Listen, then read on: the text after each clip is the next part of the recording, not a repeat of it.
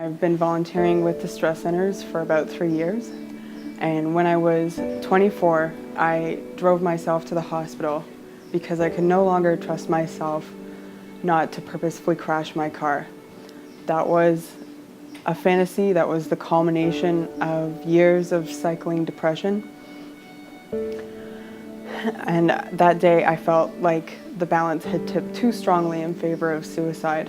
Now what I remember most about that day is a man with a volunteer badge. He came and sat beside me and climbed down into the darkness with me. And he said, "I've been there too." I had persuaded myself that I had no one, I could trust no one, that I was completely alone.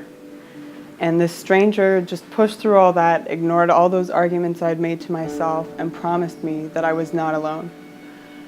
That was a turning point. I stayed in the hospital and I got better, and it was the hardest thing. Getting better was the hardest thing I've had to do.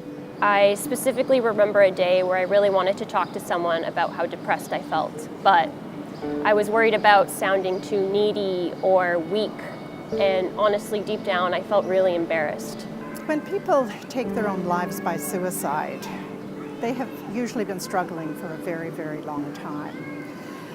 But there's hope if we can be open about mental illness and try to dispel the shame that many people feel. We need to open the path for kindness, love, sharing. When we bridge that space between you and me, remarkable things can start to happen. For example, we can start to feel like we exist again.